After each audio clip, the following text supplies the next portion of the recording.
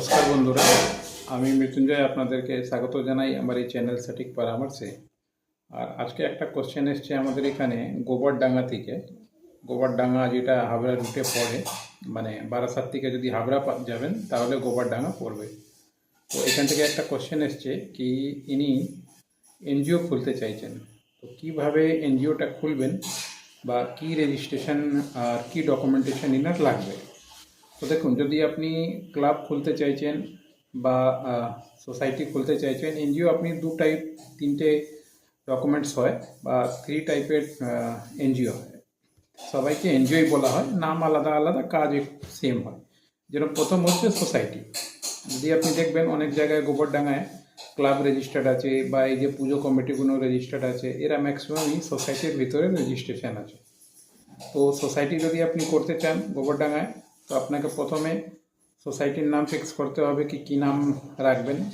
Minimum 7 জন member রাখতে হবে, তাদের সবার আধার কার্ড, প্যান কার্ড, ওরা কী কী কাজ করে, প্রফেশন, এই ডিটেলগুলো ওদের নিতে হবে।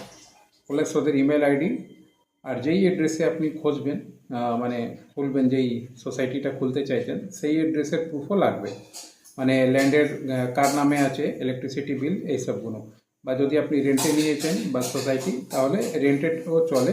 কিন্তু সরকারি জায়গা বা খাস জায়গা অনেক হয় যেটা ভেস্টেড ল্যান্ড, ওইখানে যদি খুলবেন তো চলবে না। আগে এগুলো চলে যেত, কিন্তু এখন আর রেজিস্ট্রেশন হয় না, ডকুমেন্টেশন দিতে হয়। এটা নিয়ে আপনাকে এখন নতুন নিউ টাউনে সোসাইটি রেজিস্ট্রেশনের অফিস ওপেন হয়েছে। আগে যেটা ধরুন টোডিমেশন থেকে হতো, তো এখন নিউ টাউনে যে অফিস রেজিস্ট্রেশন আছে সেইখানে এই জিনিসগুলো, কপিগুলো জমা করতে হবে।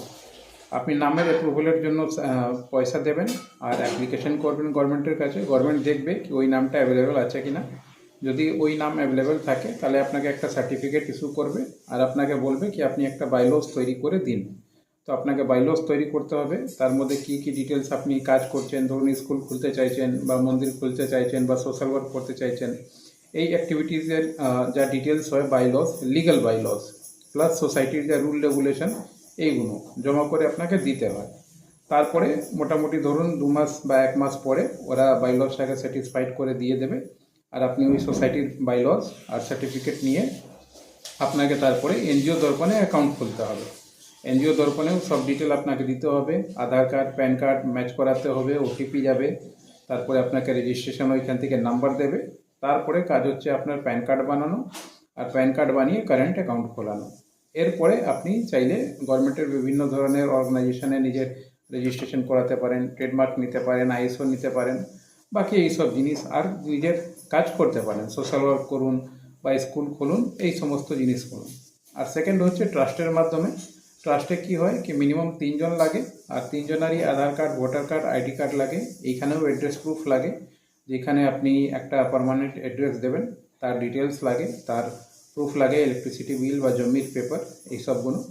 প্লাস আপনাকে কলকাতা একদিন অফিসে, যেখানে রেজিস্ট্রি হয় এআর অফিস রাজ্য ভবনের কাছে, ওইখানে 3 জনকেই প্রেজেন্ট হতে হয়, 2টো উইটনেস নিয়ে যেতে হয়। আর ওইখানে সারাদিন মোটামুটি লেগে যায়। তারপরে ডিড ওইখানে জমা দিয়ে আপনার হিয়ারিং করে, আর মোটামুটি ধরুন 40 থেকে 45 দিনের ভিতরে ওই ডিডটা আপনাকে রিটার্ন পাওয়া যায়। তারপরে ওই ডিডের পরে সেম প্রসিজিওর, আপনি প্যান কার্ড বানিয়ে আর এনজিও দর্পণে রেজিস্ট্রেশন করিয়ে তারপরে বাকি কাজগুলো আপনি করতে পারেন। তারপরে অ্যাডভার্টাইজমেন্টের ব্যাপার আছে, আপনি যেখানে ইউটিউবে দিন, ফেসবুকে দিন, বা এসও নিন, ট্রেডমার্ক নিন, যতটা আপনি সাজাতে পারবেন, ওয়েবসাইট তৈরি করুন, এই সমস্ত জিনিসগুলো আপনি করতে পারেন। প্লাস থার্ড হচ্ছে বড় লেভেলের যদি কাজ করতে চান তাহলে সেকশন 8 কোম্পানি আপনি খুলতে পারবেন। সেকশন 8 কি হচ্ছে, যারা ধরুন বছরে 20-30 হাজার খরচা করার মতন ক্যাপাবিলিটি আছে ডকুমেন্টসে, কি কিছু এনজিও না চললেও ওরা খরচা করতে পারবে, তাদের জন্য সেকশন 8 ভালো। কেন কি ওইটা মেনটেন করতে অনেক খরচা লাগে, আর এমসিএ থেকে ডাইরেক্ট রেজিস্ট্রেশন হয়। এখানেও সেম পেপার, কিন্তু এখানে একটু এক্সট্রা ডিএন ডিএসসি, যে এমসিএ রেজিস্ট্রেশন করতে এগুলো লাগে, এগুলো একটু এক্সট্রা লাগে। প্লাস ক্যাপিটাল দিতে হয়, কি কত লাখ টাকা লাগিয়ে আপনি বিজনেস চালু করছেন, আর কারা কারা মেম্বার আছে তাদেরও ডিএনডি ওয়াইসি, এইসব জিনিসগুলো লাগে।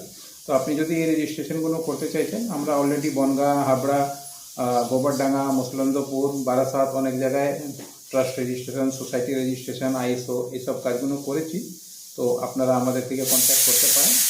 আমার নাম্বার হচ্ছে 9230222490। এই নাম্বারে কন্ট্যাক্ট করলেই আমরা আপনাকে যোগাযোগ করে নেব। হোয়াটসঅ্যাপ করে দেবেন।